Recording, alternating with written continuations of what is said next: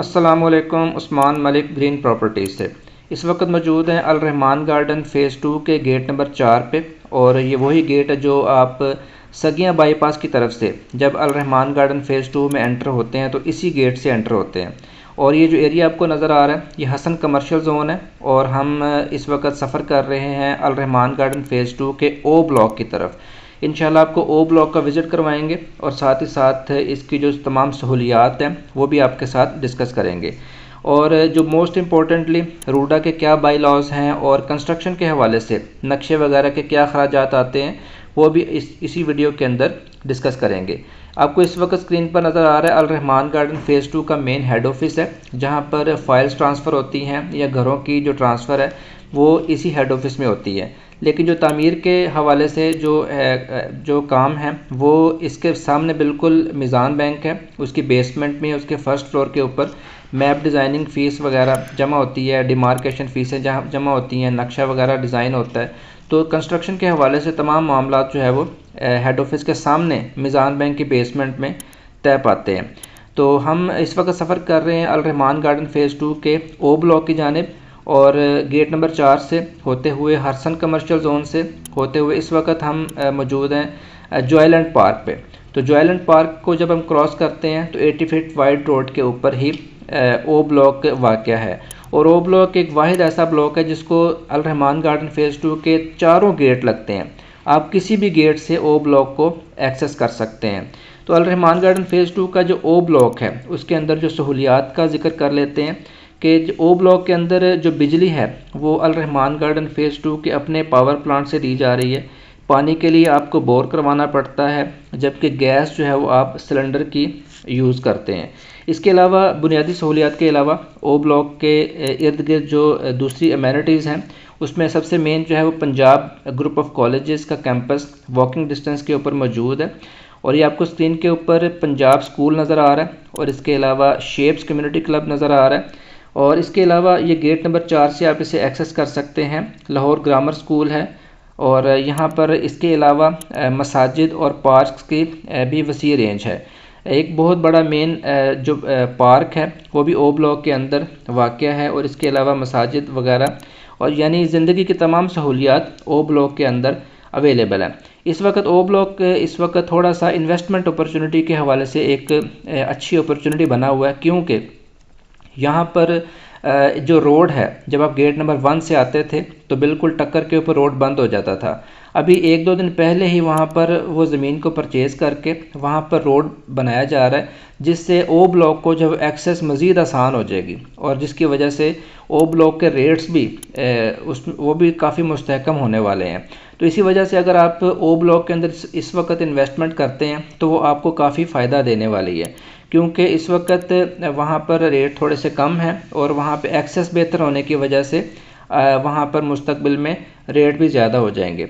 Transfer fees की बात कर लें तो अल रहमान गार्डन फ़ेज़ 2 के अंदर जो ट्रांसफ़र फ़ीस है पहले 7,000 रुपये फ़ी मरला थी, लेकिन रिसेंटली उसे बढ़ाकर 12,000 रुपये फ़ी मरला कर दी गई है। अगर हम 5 मरला की मिसाल लें तो 5 मरला की जो ट्रांसफ़र फ़ीस है वो 12,000 फ़ी मरला, यानी 12,000 मल्टीप्लाई बाई 5 60,000 रुपये में आप 5 मरला का प्लॉट ट्रांसफ़र करवा सकते हैं।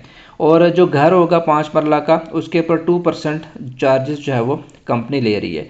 इस वक्त हम जिस पॉइंट पर हैं यही वो पॉइंट है जो कि ओ ब्लॉक की तरफ रास्ते को खोला जा रहा है। ये लेफ़्ट साइड पर देखें, यहाँ पे मशीनरी काम कर रही है और यही वो पॉइंट है जिसे 2 दिन पहले जो है वो मियाँ रज़ाक साहब जो कि अल रहमान गार्डन फ़ेज़ 2 के ओनर हैं उनकी मौजूदगी में यहाँ पर डेवलपमेंट वर्क स्टार्ट किया गया था। उसकी वीडियो भी मैंने 1-2 दिन पहले यहाँ पे अपलोड की थी।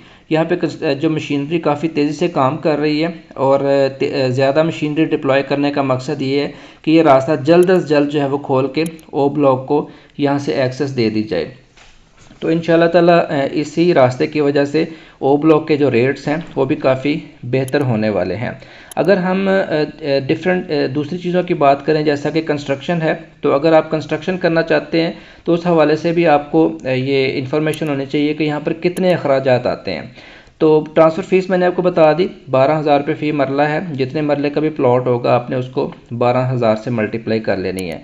Demarcation, map design, structure design और रूडा की फ़ीसें कितनी होती हैं? उसके लिए जो बेसिक फार्मूला है वो ये है कि जो डिमार्केशन है, अगर 10 मरला से छोटा प्लॉट होगा तो 4000 रुपये टोटल उसकी कॉस्ट है, और अगर 10 मरला से बड़ा प्लॉट होगा तो 5000 रुपये डिमार्केशन यानी प्लॉट की निशानदेही के अखराजात है। मैप की जो डिज़ाइनिंग फ़ीस है कोई 4500 रुपये फ़ी मरला है। अगर हम मिसाल ले लें 5 मरला की, तो 5 मरला मल्टीप्लाई 4500, ये हो जाएगा 22,500 रुपये। इसके अलावा स्ट्रक्चर डिज़ाइन है। स्ट्रक्चर डिज़ाइन का जो बेसिक फार्मूला है वो है 5 रुपये पर square feet plus processing fees. कई ऐसे प्लॉट साइज़ हैं जिनके ऊपर प्रोसेसिंग फ़ीस लगती है और कई ऊपर नहीं लगती। यानी जो 3 और 4 मरला के ऊपर प्रोसेसिंग फ़ीस नहीं लगती और ना ही स्ट्रक्चर डिज़ाइन के चार्जेस लगते हैं, लेकिन 5 मरला से ये चार्जेस स्टार्ट हो जाते हैं।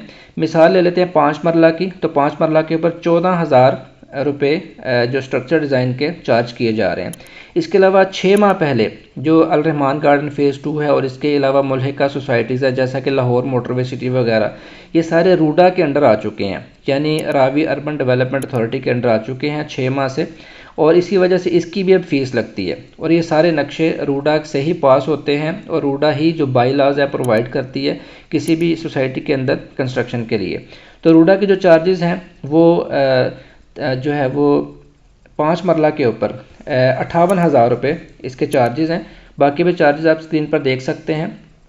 डिफरेंट प्लॉट के साइज़ के साथ साथ इसके जो चार्जेस हैं वो कम या ज़्यादा हो सकते हैं। रूडा के चार्जेस 58,000 रुपये हैं, और अगर हम इसको टोटल कर लें, यानी अगर हम 5 मरला की मिसाल लें, तो demarcation, map design, structure design, RUDA की फ़ीसें, ट्रांसफ़र फ़ीस, ये सारे मिला के कुल आपको तकरीबन 1,58,500 रुपये यानी प्लॉट की प्राइस के अलावा पहली ईंट लगाने से पहले आपको अदा करने होते हैं। यानी टोटल अखराजात 1,58,500 रुपये होते हैं। इसके अलावा थोड़ा सा बाई लॉज को डिस्कस कर लें कि जब आप कंस्ट्रक्शन करते हैं तो ये बाई लॉज होते हैं, यानी जो आपने कितना एरिया छोड़ना है फ्रंट से, कितना बैक से छोड़ना है और कितना आपने कवर्ड एरिया करना है। इस हवाले से जो थोड़ी सी मालूमात है वो ये है कि जो 3 मरला का प्लॉट है उसके फ्रंट से 5 फीट जगह छोड़नी है। जो 4 मरला का प्लॉट है उसके भी फ्रंट पे 4 फीट जगह 5 फीट जगह छोड़नी है, और बैक और साइडों से कोई जगह नहीं छोड़नी है आपने।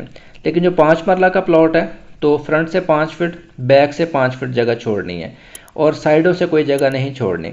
और इसके अलावा जो 10 मरला है उसमें 10 फीट फ्रंट से, 7 फीट बैक से और साइड से 5 फीट की गली छोड़नी होती है। और इसी तरह जो कनाल है, कनाल के लिए 15 फीट फ्रंट से, 7 फीट बैक से और साइड से 5 फीट की जगह छोड़नी है। यहाँ पे एक जो एज है वो जो एक एडवांटेज वाली बात ये है कि जो कवर्ड एरिया है वो जितना ग्राउंड फ्लोर पे है उतना ही आप फर्स्ट फ्लोर पे रख सकते हैं, उतना ही थर्ड फ्लोर पे आप रख सकते हैं, जिसकी वजह से आपका जो कवर्ड एरिया है वो काफ़ी ज़्यादा हो जाता है। तो ये थी थोड़ी सी डिटेल कि अल रहमान गार्डन फ़ेज़ 2 का ओ ब्लॉक इस वक्त आप अपनी स्क्रीन पर देख रहे हैं, और यहाँ का माहौल आप देख रहे हैं कि यहाँ पर काफ़ी ज़्यादा घर बने हुए हैं और रहने का बेहतरीन माहौल है, तमाम सहूलियात यहाँ पर अवेलेबल है। और अल रहमान गार्डन फ़ेज़ 2 का जो बुनियादी जो एडवांटेज है वो है लाहौर शहर के नज़दीक तरीन होना। लाहौर शहर के नज़दीक तरीन सबसे जो एक अच्छी हाउसिंग सोसाइटी है वो है अल रहमान गार्डन फ़ेज़ 2। बाकी जितनी भी सोसाइटीज़ हैं उनका लाहौर से फासला थोड़ा सा ज़्यादा हो जाता है। तो उम्मीद है कि आपको ये वीडियो मेरी पसंद आई होगी, और मज़ीद मालूमात के लिए या अल रहमान गार्डन फ़ेज़ 2 के अंदर किसी भी किस्म की जायदाद की ख़रीदो फ़रोख्त के लिए आप ग्रीन प्रॉपर्टीज़ का इंतखाब कर सकते हैं। बहुत शुक्रिया। अल्लाह हाफ़िज़।